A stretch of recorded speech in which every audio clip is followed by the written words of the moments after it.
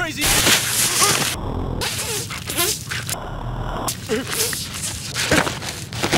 There's something a little poetic when it comes to the violence in video games. Don't you think so? It's crazy to think that technology has hit an actual point where we can use video games to train soldiers, to get surgeons up to speed, to see the anatomy of a human body, to be able to actually perform real surgeries virtually without having to run the risk of accidentally doing something wrong that could potentially paralyze or fuck someone's life up for the rest of their days. I'm talking real, genuine help. Advancement in a career that applies technical knowledge that pushes us all forward without running any type of risk. And then we have the flip side of this, where technology allows us in our free time to completely know what it's like to strangle a man with a plastic bag over his head, to see what it's like for the final breath out of someone's lungs to be drawn, to watch his arm flail, to watch him struggle and be brought down to his knees. It kind of begs the question of, was this motion captured? So video games for a very long time have gotten a very bad rap, specifically when it comes to violence. Now, don't get me wrong here. Games are more than capable with going a little overboard with it for one reason or another. Maybe it's for the shock factor, it's to generate a little bit of talk. You know, kind of like going out in public and just flashing someone. Let's be honest, your 2-inch killer ain't really impressing anybody there. You don't have a lineup of people just waiting to experience. No, you're pretty mediocre at best. You're lucky to be called mediocre, let's be honest. But it's just the audacity to go there, the shock factor, the willingness to just take it to that level is enough to get people to talk, is enough to generate enough around you, so fuck it, let's just do it. That's what I would liken it to. Now, specifically when it comes to violence, blood, gore, like I was saying, some games can go overboard, but it's not always just for looks. Games become much more involved now. The blood, the gore isn't just part of presentation. It can have a gameplay mechanic. It could be part of the lore, the world building. It could be an exact presentation of the protagonist, the strength, or even the villain of their capabilities and how far they're willing to really go. Case in point, this series we're going to be talking about today, Doom.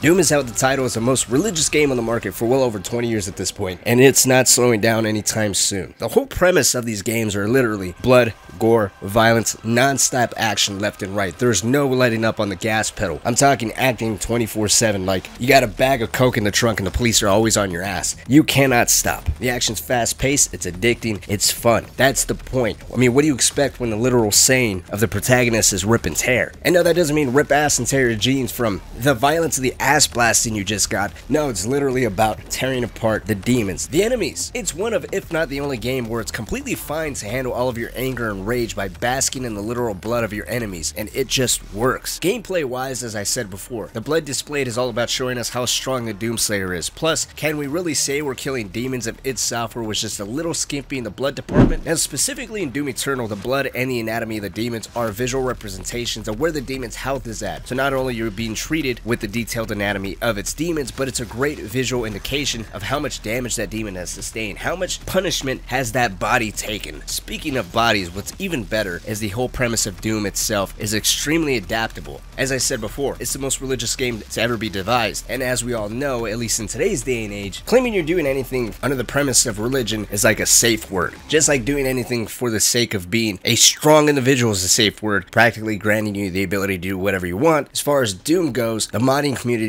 has done every single thing. Like I said, when it comes to religion, broad spectrum. id Software specifically is all about protecting Earth from a literal demon army. However, if you're fighting any type of sexual urges, or you're trying to take out the devil himself, or you're trying to deal with any of your own personal anger, rage, denial, there's community mods made for every single one of those. Ultimately, the Holy Trinity. id Software saving the Earth, fighting your own personal sexual frustration, which will be H-Doom, and I don't remember the other one, but I'm sure you can find something considering it's religion and the devil's responsible for everything bad in the world. But can you imagine exactly how any of the Dooms would look and feel if there was no blood, if there was no gore? Imagine how the premise of a game like Doom would even manage to survive. I mean, one of my favorite Doom mods of all time is Project Brutality. You know, you can roll, you can do some additional stuff like have the Doomslayer complement the demon. Fuck yourself! Fuck yourself! Fuck yourself! Fuck yourself! Go fuck yourself! you know, really size them up, get the whole adultery side of religion out there. But I love this mod so much because of exactly what's on screen. The amount of blood. For me, in the original Doom, even...